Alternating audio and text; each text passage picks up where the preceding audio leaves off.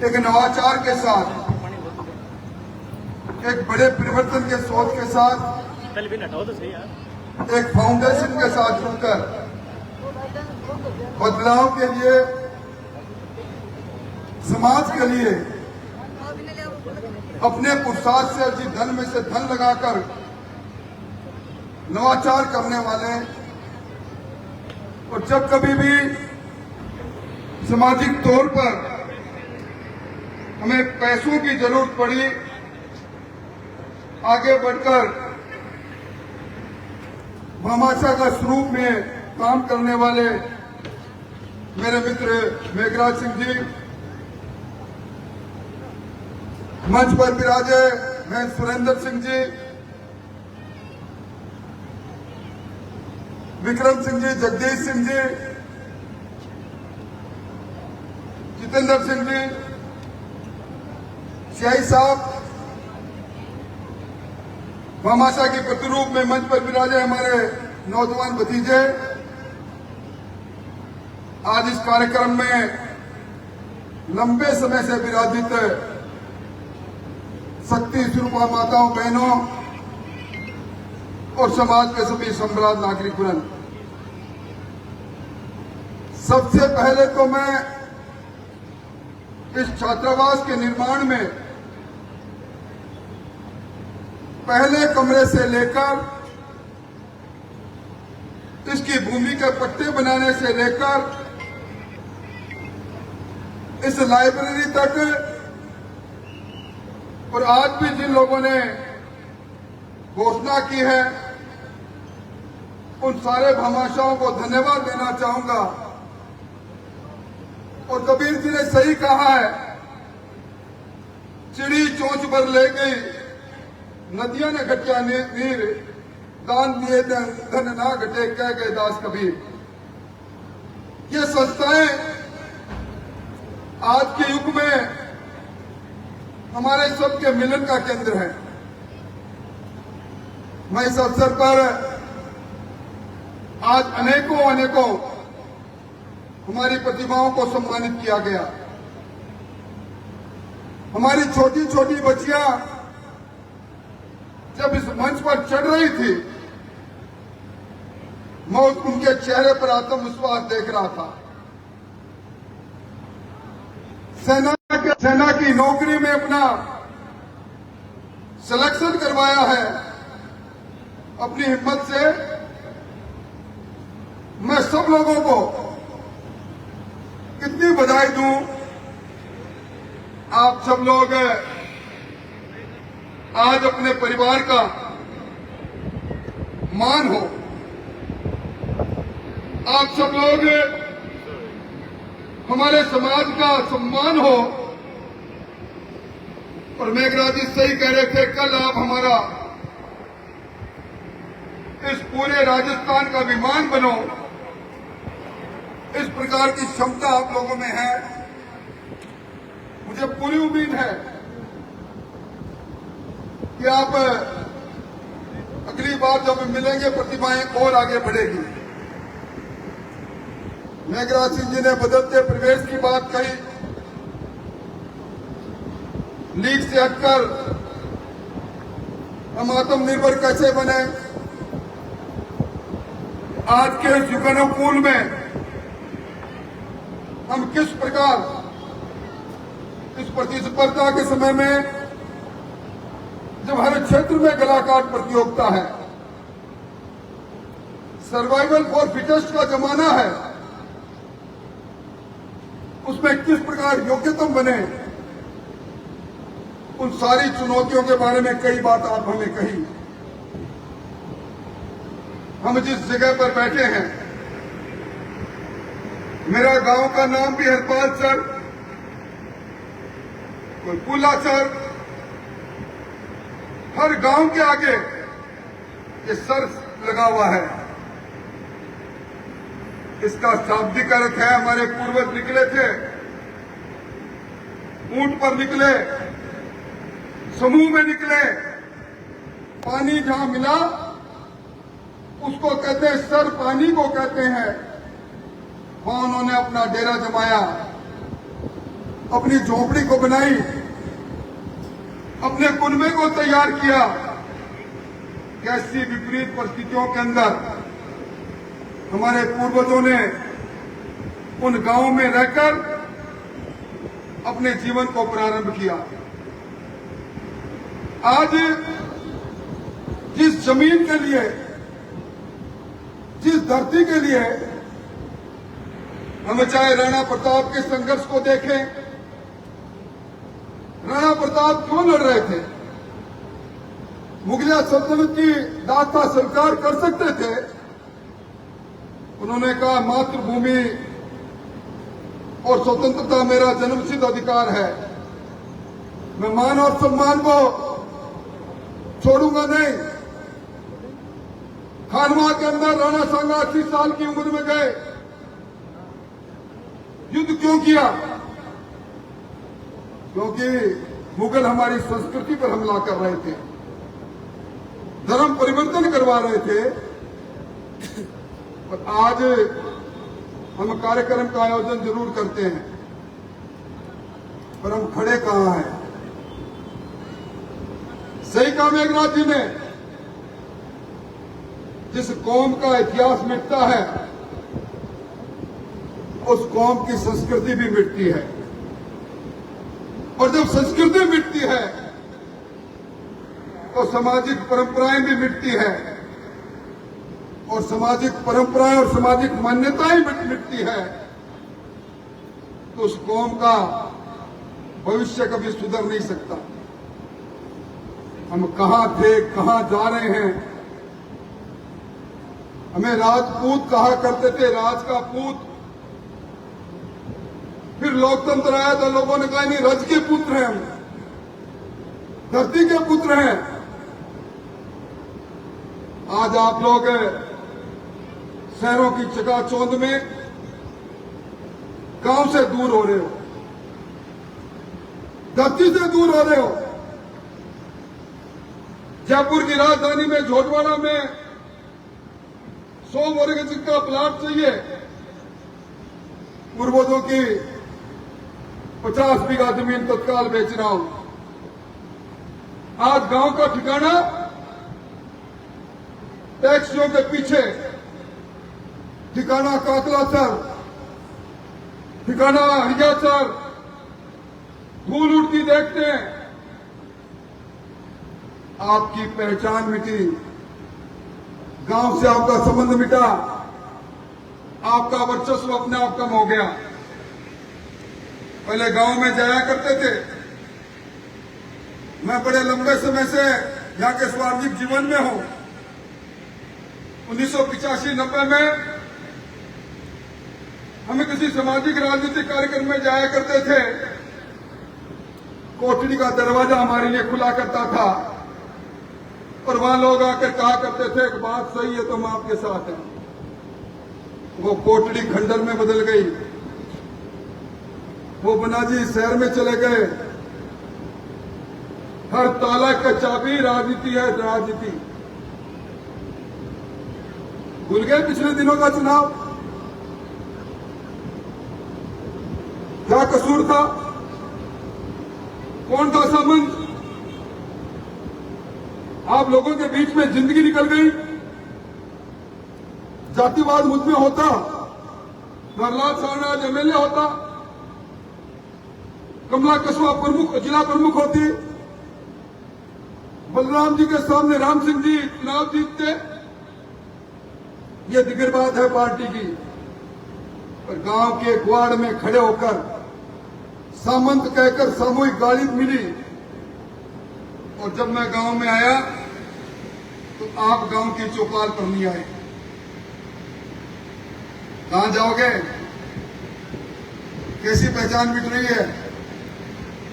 इस सरदार शहर में किस हालात से गुजर रहे हो? रोज मेघराज जी लोग आते हैं, चुपके से कहते हैं अलग बात करनी है, और फिर बात करते हैं। आज भी मैं मेरे पैतृक गांव में था, मैं गांव का नाम नहीं लूंगा। 2 सगे भाइयों ने अपनी पैतृक संपत्ति के कांड से एक दूसरे का सिर फोड़ दिया। मैंने सीआई को टेलीफोन किया, मुझे कहने लगे आप क्या बात करते हो, दोनों सगे भाई हैं, दोनों एक माँ के भाई हैं और दोनों अपने आप माँ की गाली एक दूसरे को देते हैं, कोई पंचायती करने वाला नहीं। मुझे कहने लगे कि आप भी बीच में बताना, ये किसी के मानने वाले नहीं। कई बार धीरे से कहते हैं निरालक बात करेंगे, क्या बताएं, पीलनी रात को निकल गई। अब किसको कहें कि शिक्षा किसने दी? पद्मिनी ने जोहर किया था, धधकती आग में कूदी थी, अलाउद्दीन खिलजी आ रहा था, विश्व की सबसे सुंदर महिला ने अपने की लीला खत्म कर ली। सही कहा, आज हमारी माताएं बहनें पढ़ी लिखी है, हमें आप पर बेटियों गर्व है। आप आधुनिक शिक्षा के साथ जुड़े, इस लाइब्रेरी में पढ़ें, पर आप हमारी सामाजिक परंपराओं के साथ भी जो जुड़े रहें। आज गांव में जाते हैं, पता लगता है कि गांव के अंदर मेरे पास रोज मेघराज सिंह जी रोज इस बात का विवाद आता है, संयुक्त खाते की जमीन 4 भाइयों को पिता बहुत हो गया, ठाकुर साहब चले गए दुनिया से। 4 भाइयों में एक भाई जयपुर में किसी होटल के व्यवसाय में जुड़ गया, दूसरा भाई कई सरकारी नौकरी में जुड़ गया। सरकारी नौकरी में और व्यवसाय में जुड़े भाई ने कहा कि हमारी उस जमीन से हमें तो कुछ मिल ही नहीं रहा। हरियाणा के लोग आए, बोला खाता विभाजन नहीं हुआ, बोला खाता विभाजन हम अपने आप कर लेंगे, तेरा एक बड़ा 4 हिस्सा लिख। एक बड़ा 4 हिस्सा भाई लिखता है, वो गैंग जाती है, जमीन के अग्रभाग पर कब्जा करती है और उसके बाद दूसरे भाई हाथ जोड़कर हमारे जैसे लोगों के पास आते हैं, उनकी मदद करने की कोशिश करते हैं। और आपने क्या कहना, मोरियो नाचे राजा पगा का नहीं देखे के तेरे पैर कितने मेरे मजबूत आप जानते हो। आखिर में पंडित क्या होती है, वो पीछे वाला भाई भी कहता मेरी जमीन मिलेगी। कहाँ जा रहे हैं? चुनाव आ रहे हैं, पंचायत समिति के चुनाव आ रहे हैं, एक एक गांव में 3 तैयार हो, कोई किसी की मानने वाला नहीं है। और मेघराज जी ने जो कहा ना, इस जाति का जहर, ये समानता की बात, ये शामिल वाजा बजाने की बात, ये सरदार की भूमिका में आने की बात, सबको साथ लेकर चलने की बात, सबका साथ और सबका विश्वास जीतने की बात, वो तो तब होना जब आप घर में एक हो,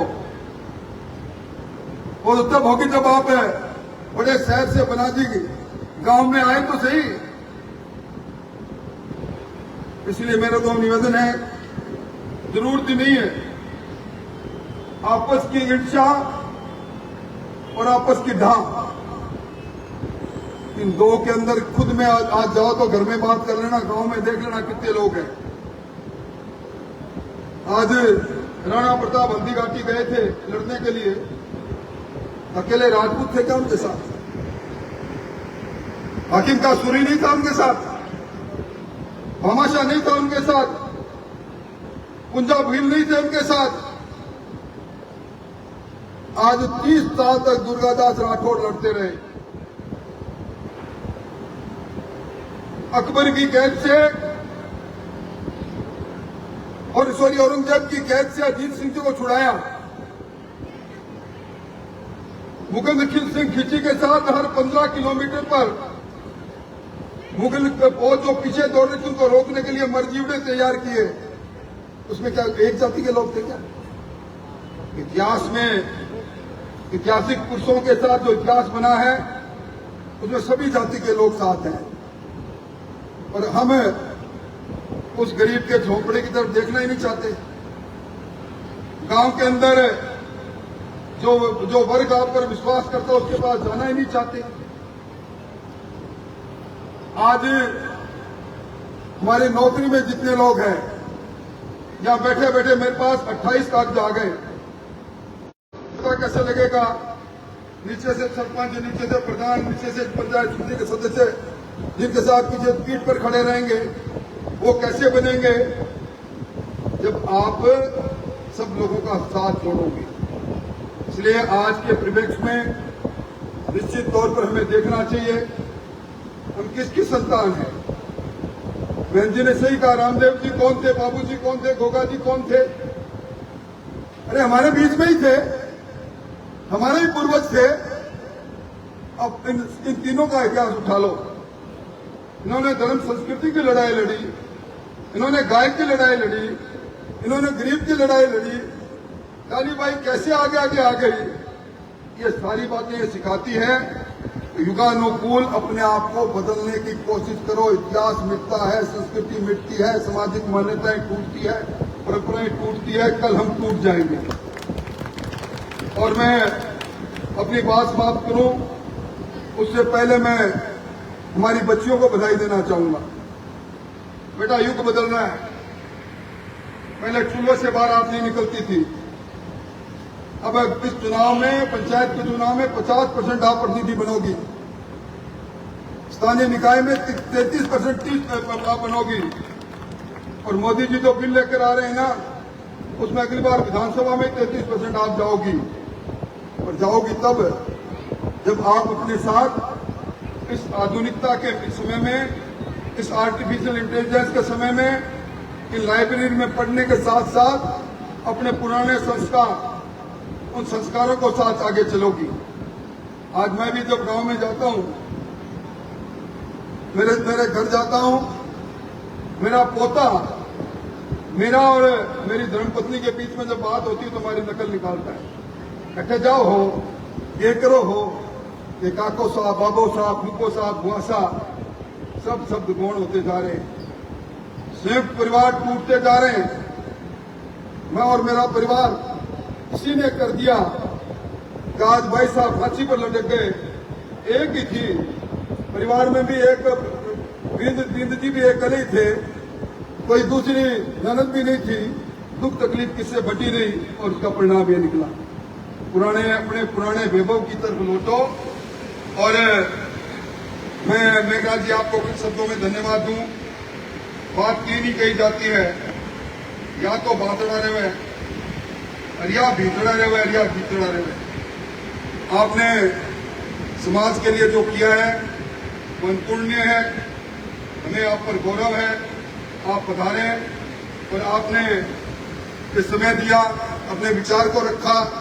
और इस छात्रावास में निर्माण के लिए जिन महानुभावों ने घोषणा की है उनको धन्यवाद। अगर मेरी आवश्यकता पड़े, कोई कमरा एक आधा कम पड़े तो एक आधा कमरा मैं और बनवा दूंगा। पहले मैंने 2 बनवा रखे हैं, और बनवाएंगे। और कोई काम बताना।